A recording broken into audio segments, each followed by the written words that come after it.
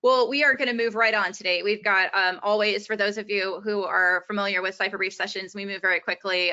There's a lot of substance here, so take notes, and we will be following up with a lot of these session highlights as well in our weekly newsletter from the Cyber Initiatives group. So if you're not signed up for that, please do that to get caught up on some of today's notes. Okay, with that, I would like to really start to focus now on the FBI's operations, particularly when it comes to kind of targeting key services and what that means for companies. And I'm going to turn this one over to my co-moderator today, Matt Hayden. Matt, take it away.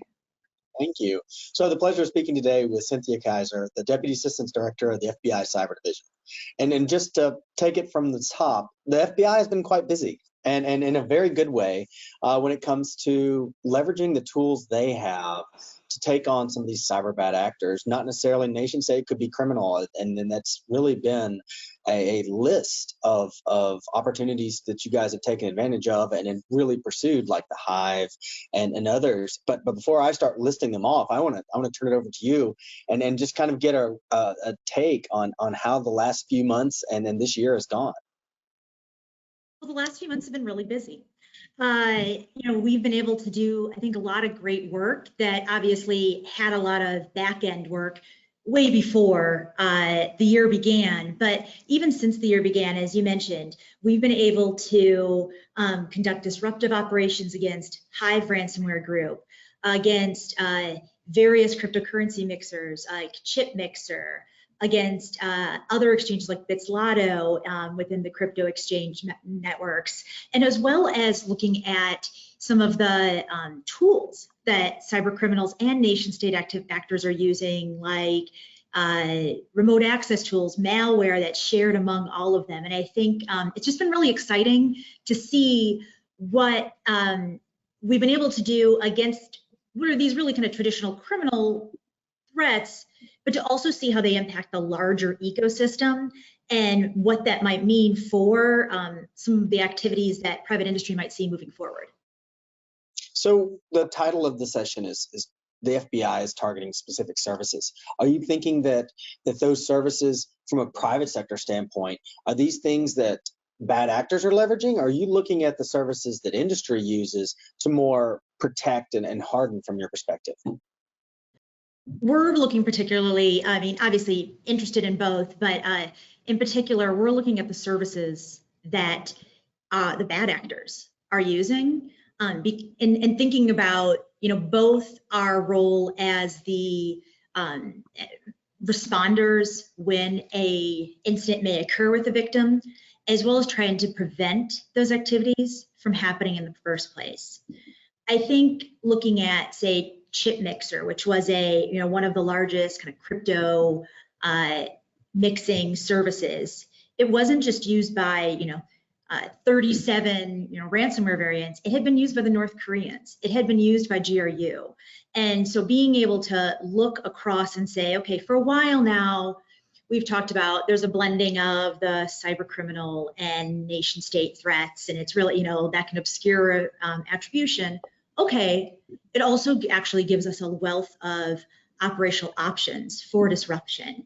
And what we're looking to do now is take advantage of those options that help us have a much larger effect across the entire ecosystem, which in turn better protects U.S. networks. All right, and then one of the great things we heard from industry was that going to the FBI when ransomware events are starting to be discovered and getting keys and support and information very rapidly was becoming a real telltale sign that there's been a lot of work done on your side of the fence. Have you seen an uptick in sort of that engagement? Because part of the challenge that we had back, putting my old government hat on, was you didn't know how many ransomware events were happening because people weren't always reporting them. And so now that there's this value string here of, well, they may have the decryption key, are you seeing an uptick in industries reaching out when they first get a hold of these ransomware incidents? I think it'd be hard for us to quantify that, but I think what we have heard is a lot of communication from private industry and from other firms saying that there's a lot more interest in coming to the FBI and talking to the FBI and understanding the value that there is in coming to the FBI when you have an incident. I think, Hive's a great example of how we, kind of combine that relentless search for useful technical information to share with victims with investigations aimed at developing operations to hit our adversaries back hard. And in the case of Hive, we were able to be more proactive and go to victims who maybe hadn't even come to us or didn't know they're hit yet, and provide them with services and offer them services and decryption services. But as well, I think we were able to take away some metrics from that. So because we were seeing who the victims were or would be, we were able also to marry that with the reporting that we received in. And I think what we saw is only about 20% of victims were reporting up to the FBI or U.S. government writ large. And so I think, yes, we've had great motion, but we have a lot of work to do.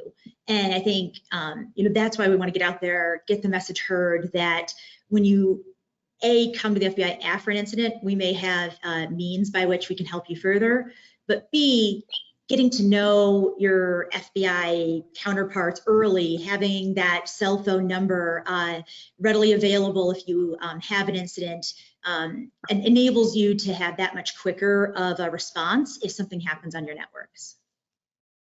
Well, and a lot of what, and historically, you would hear that if there was a cyber incident and the FBI was investigating, they would go after the individual actors and get them if they ever step foot in territory in which they could extradite. Now, with these new tools that the FBI is leveraging, we're seeing where you're disrupting their activities in live fire, and that's really a great opportunity in space for the FBI. Is there any in the most recent, like for example, with breached forums and others that are recent, is there anything you'd like to kind of talk about with regards to those types of hunt forward almost type opportunities?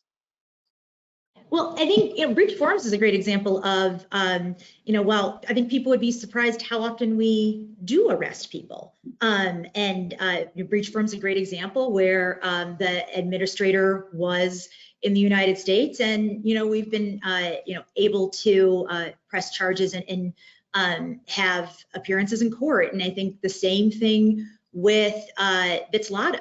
When we conducted our activities in January, we were able to arrest a senior executive and Russian national who was in Miami. So I think you hear about and I want to get to your other point of your question, but is like we are able, and I think cyber criminals should know that we're going to pursue them no matter where they are. But we want to pursue them as a part of joint sequenced operations that have the maximum impact. And even if there's no one to arrest, we still want to conduct activities or facilitate our partners to conduct those activities.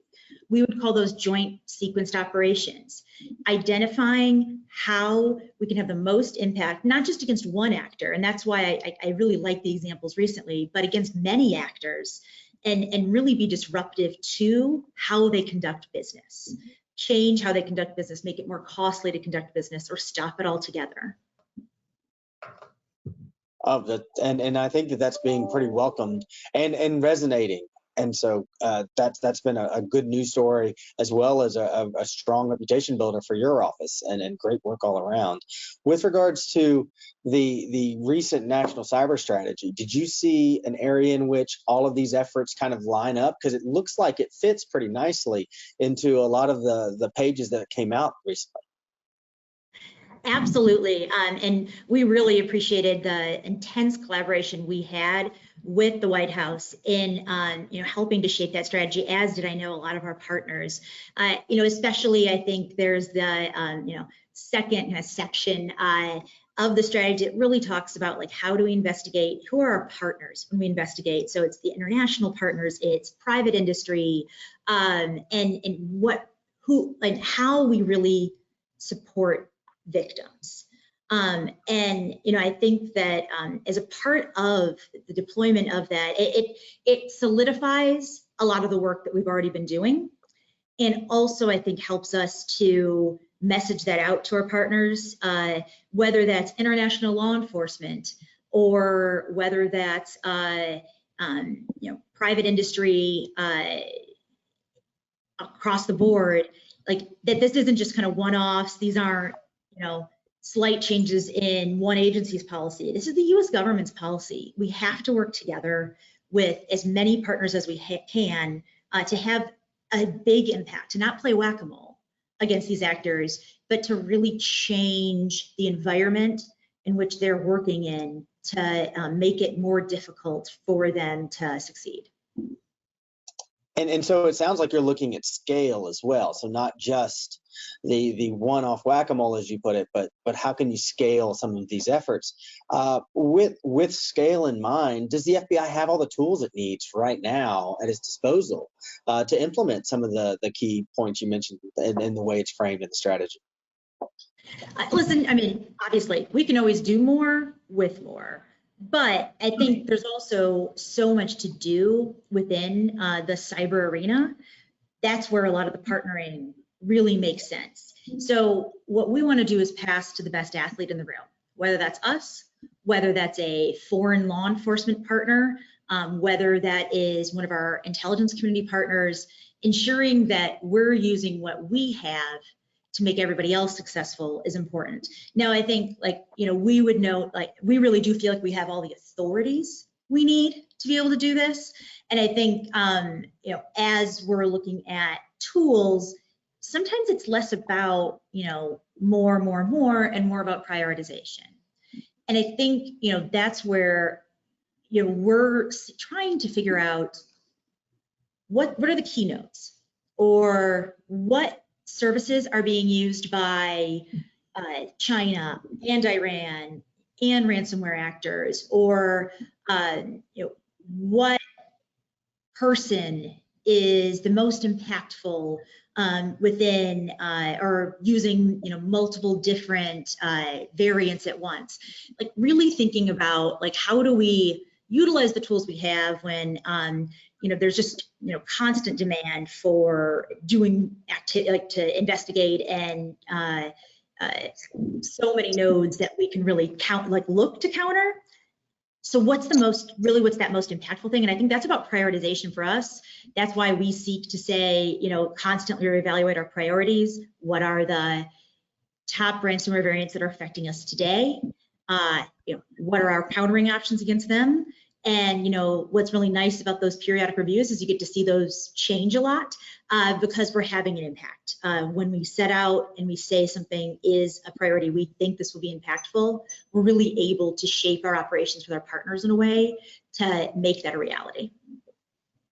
And you mentioned cryptocurrency, and that's still perceived really as an emerging technology as the way it develops, but it's really a follow the money technique that you guys have leveraged very well. Is there another emerging technology that you may want to point us to, just to be on the lookout for where that has the FBI's attention? I think, I'm not sure, I mean, what I would say is something everyone's tracking, right? Where we're looking at AI or the potential for quantum in the future, et cetera. And I don't think that that's going to be new to anyone listening here. But I think what we're trying to look for more is how might cyber adversaries use cyber operations for different types of psychological effects, where ransomware wasn't necessarily a technological innovation. It was a innovation in the way people sought to our criminals sought to harm victims.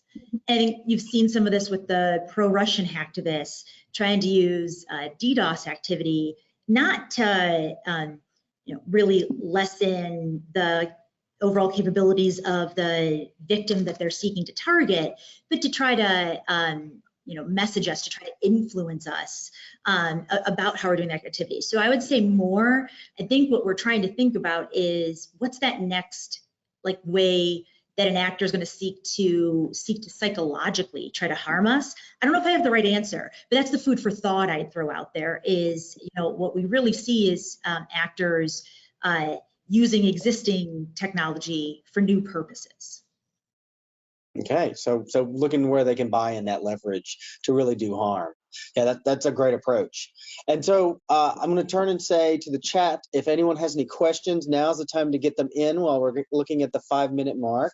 Well, I'll take a little bit of personal here and just ask a question with regards to the environment we're in right now, where you do have this great collaboration on instant reporting and the like across the FBI, CISA, and we just heard from Cyber Command how there is really this strong partnership there. Are there areas in the partnerships with industry that you'd like to see kind of go in a broader description, or is there something we could tighten up, or from an industry perspective, really lean in to work with the FBI on?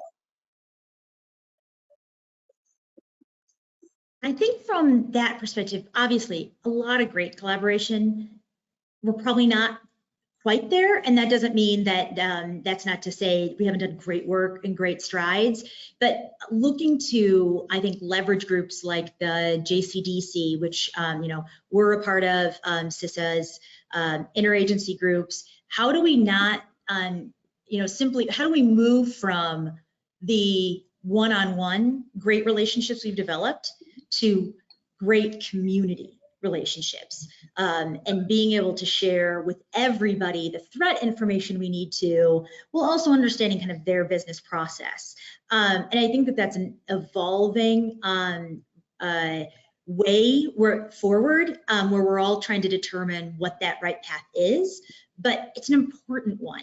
How do we, not just say, I've gotten these, hey, we warned this group that the FBI and CISA might be putting out a advisory, and they're able to time their messaging to their customers, or and the like, but really get to this interagency and inter-private sector approach that is more seamless. And I think we're moving in that direction, and look forward to the next kind of year or two to see where that goes. But that's really where I'd say our main focus is at this point. So there's a question from Kimberly Madden that kind of ties on that. Do you have kind of an initiative where you're looking to foster participation and public trust between small and medium businesses to participate with the FBI to get a greater impact of the reporting of incidents? Absolutely. So I think a few key areas. If you're a small or medium business and you don't have a relationship with your local FBI field office, call them up. Establish that relationship early. We want to talk to you. We want to work with you, make sure you have the POCs you need, the points of contact at our field office that help you, before an incident and after.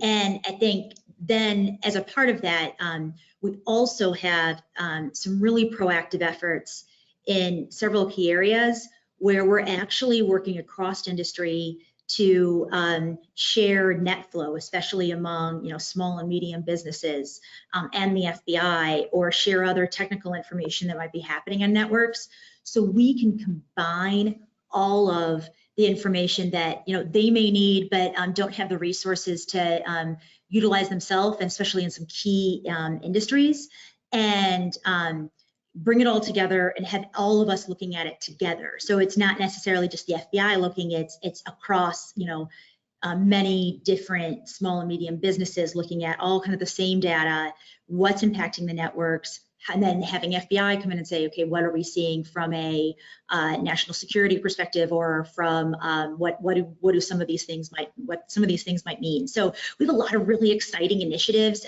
in that arena, and the best way to get involved in any of that is to contact your local field office. Got it. So we do have a bit of a technical one here from Christopher Harding. He's asking, will AI be used to optimize ransomware? So are your office looking into sort of that weaponization of AI?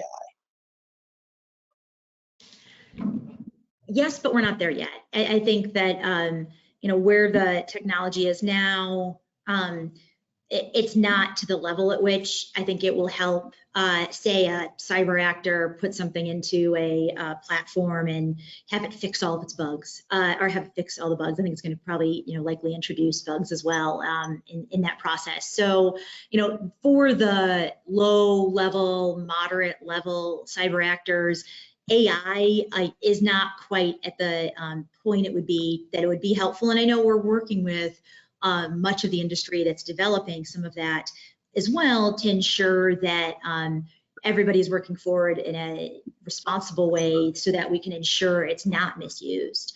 Now, I mean, fast forward a few years, I think that, the work I just talked about, for us continuing to engage with the creators of some of these platforms is going to be key to ensuring that there isn't the misuse, that we don't have cyber actors, especially unobscured, being able to use these activities. But I think for the immediate term, it's not necessarily what we're seeing at this time. That's number one. That's a great response. Most people don't have even that level of nuance when it comes to how is AI going to be used in the next 12 months, let alone how you're tackling it from a adversary perspective. So thank you for that. Of course. Lots of great activity out of the FBI. I think that's going to wrap us here. So for everyone, this was Cynthia Kaiser. She's the Deputy Assistant Director at the FBI Cyber Division. And thank you so much for your time today. Of course. Thank you. The Cyber Brief, because national security is everyone's business.